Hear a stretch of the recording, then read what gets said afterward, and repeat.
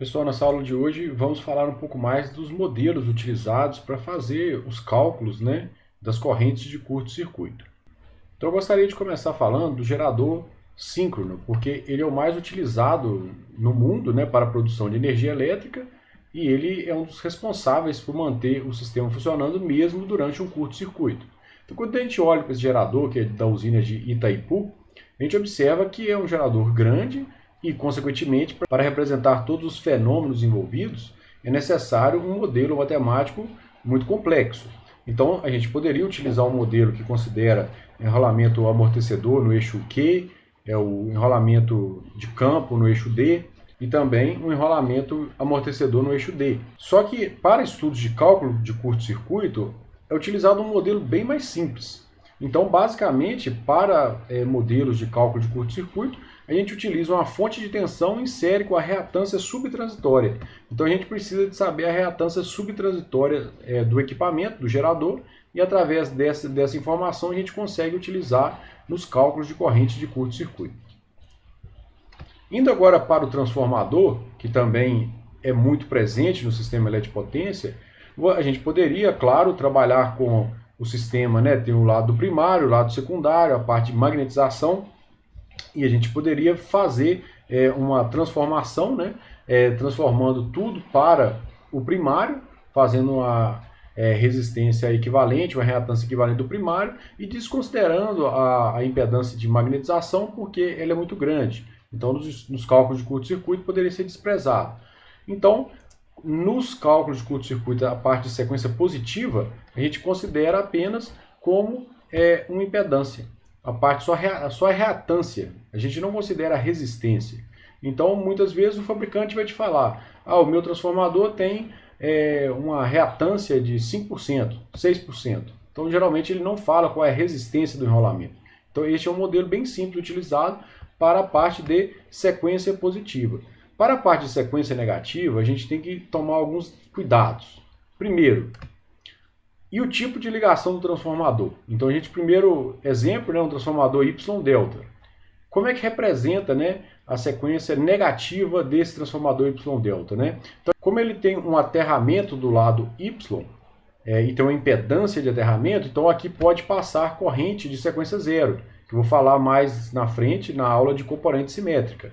Então, a corrente de sequência zero só aparece quando é um curto monofásico, que seria fase terra. Então, observe que do lado Y tem caminho para a corrente, por causa da conexão de aterramento. No lado delta, não tem caminho para a corrente de sequência zero. Então, quando eu represento este modelo, esse transformador Y-delta, a sequência negativa dele, então, tem um caminho de corrente que passa pelo lado aqui, tá, o lado de alta, o lado de alta para o terra, enquanto do lado de baixa para o terra não tem. Ou seja, se acontecer um curto-circuito monofásico do lado de baixa, do delta aqui, não tem caminho para a sequência zero. Logo, não tem corrente de sequência zero. E o contrário também é válido. Se fosse um transformador delta-Y, esse lado estaria aberto e esse lado estaria conectado ao lado de baixo. Então, este modelo é válido tanto para o delta-Y quanto para o Y-delta. Sempre tem que trocar o lado da impedância onde ele está conectado.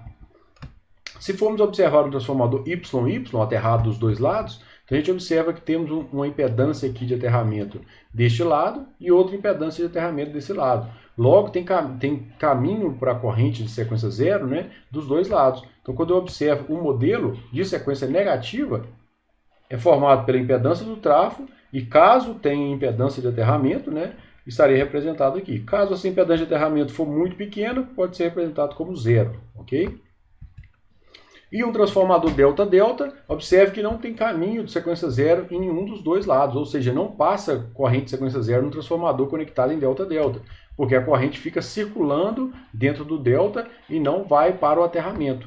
Logo, não tem, se o curto ocorrer do lado de alta, não tem como passar corrente de sequência zero dentro do transformador para o lado de baixa. Se o curto for do lado de baixa, não tem como passar para o lado de alta, ou seja, não passaria pelo transformador uma corrente de sequência zero. Indo agora para a linha de transmissão, o modelo mais utilizado é o modelo Pi, mas para tensões abaixo de 340 kV, né, geralmente eu trabalho com um circuito simplificado, que seria apenas um circuito RL. Então a gente poderia representar uma linha de transmissão geralmente pelo circuito RL. O fabricante costuma dar a impedância em ohm por quilômetro, então a gente pega esse valor em ohm por quilômetro e multiplica por quantos quilômetros tem a linha, ok? Então este modelo é tanto para a sequência positiva quanto para a sequência negativa. E o equivalente de rede, né? Porque geralmente quando você vai conectar num ponto do sistema, qual que é a impedância de curto-circuito naquele ponto? Então por isso que é muito importante, que eu comentei na aula anterior, sobre saber o nível de curto-circuito. Então a gente pode escolher, né, pelo relatório do operador do sistema, se for na transmissão, qual que é o nível de curto-circuito monofásico e trifásico daquele ponto de conexão, daquela barra.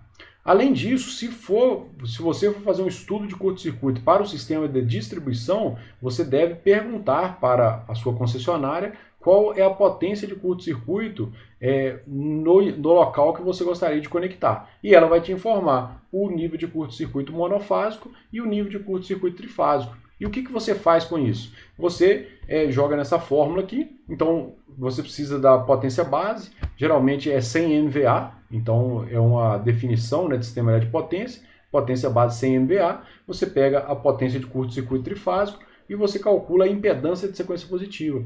Já com o nível de curto-circuito monofásico e o nível de curto-circuito trifásico, você calcula a impedância de sequência zero, ok? Então é bem tranquilo, através, se você solicitar a concessionária, ela te passa o nível de curto-circuito trifásico e monofásico e você calcula a impedância de sequência positiva e negativa. Logo, fica representada uma fonte de tensão em série com a impedância. Okay? E na próxima aula, irei falar como transformar os valores fornecidos pelos fabricantes em valores PU. Então, grande abraço a todos, até a próxima aula.